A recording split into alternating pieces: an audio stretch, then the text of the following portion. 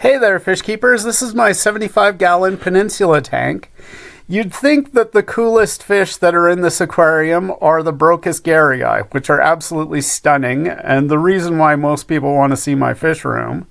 But the real stars of the show are Hoplisoma panda, or Hoplisoma panda, as they've recently had their genus changed. These guys I acquired about 3 years ago from my 90-gallon aquarium, and I got some from Barb, who gave me a number of eggs that I raised, and I got 4 wild-caught pandas. So when you're over at my fish room and you're checking this tank out, admiring the Corys garii, you'll often see little movements in the background. People are check out the shrimp and they'll be like, hey, there's something else in here. And this is the coolest part of this tank. Because these guys colony breed in it, you have little Hoplisoma panda starting to show themselves. I usually have to feed them a bit of microworms to get them coming out, but if you're over and you're checking out the fish tanks, I'll usually do that for you so you can see these little guys. You can see that little guy poked his nose out. When they get a little bit bigger, they go more towards the back of the tank. The tank is really heavily planted.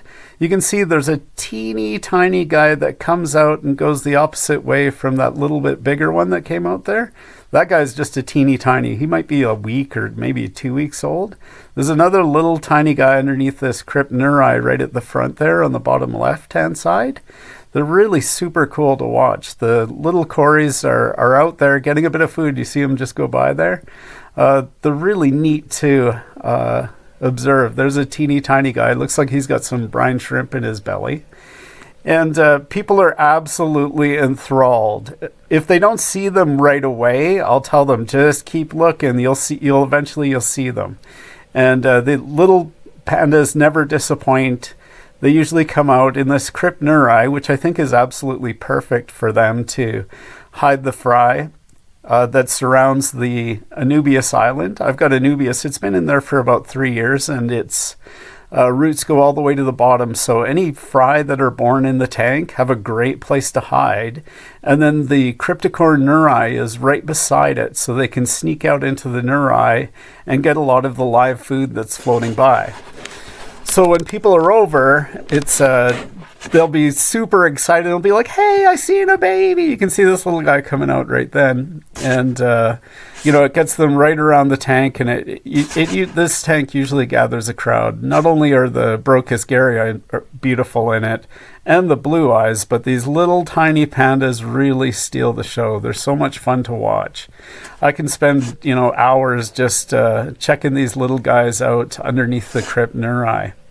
So the pandas breed pretty regularly in this tank, but I never get like a big whack of fry. There's some that are eaten, but these guys are the survivors.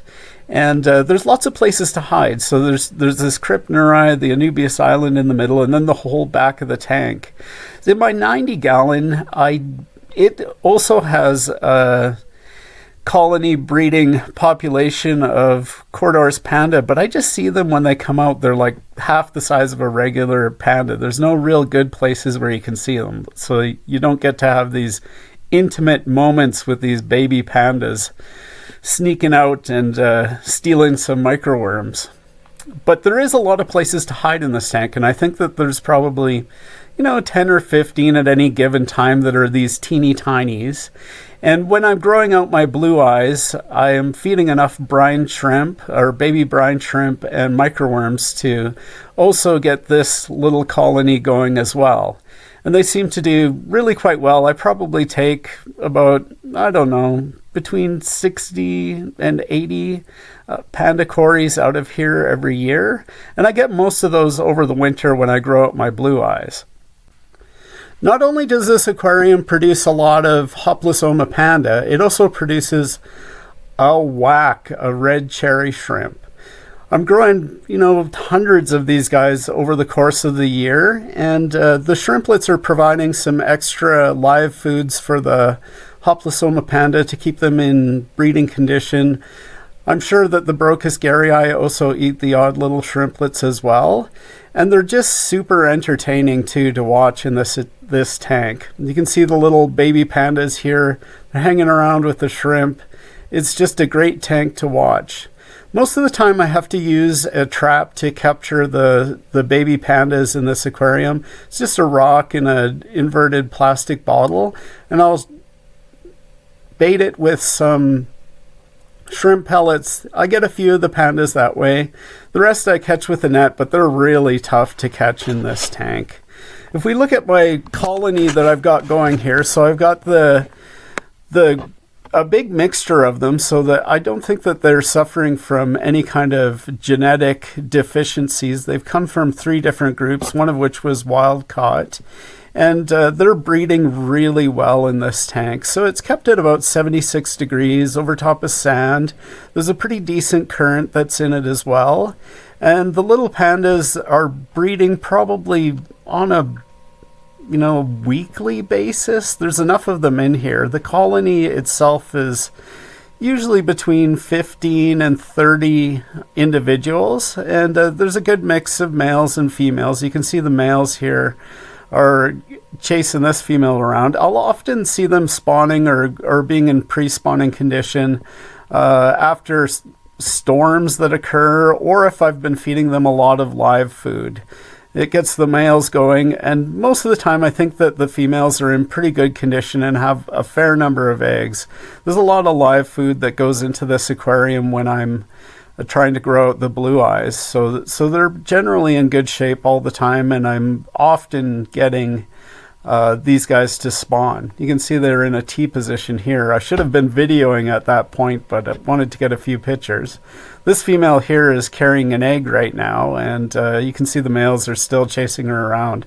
They often deposit the eggs underneath the undersides of this cryptneri. They'll also deposit it on the glass where the flow goes against the glass, and on the Anubias as well. You can see they chased out a little baby panda there.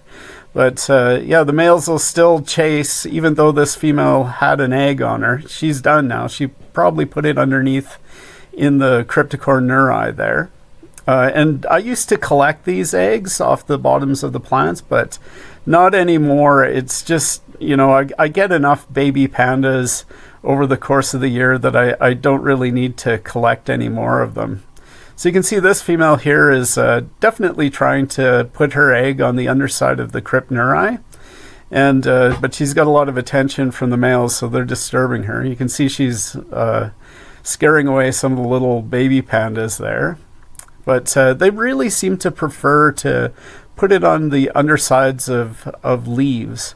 And when I was collecting the eggs like that, I would often pluck them off of there. You can see that she chose like the very worst spot in the tank to deposit her egg and got it off on there.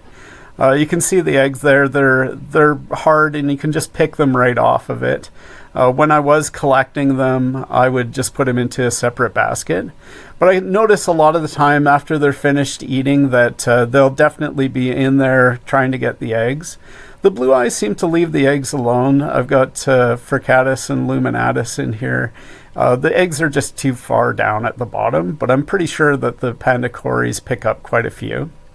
So you can see when the pandas get a bit older, it's really cool. They start hanging around with the adults, and you've got some little juveniles there that make for a bit of a variety in the tank, and always nice to see happy young individuals having a good time, and they like hanging out together.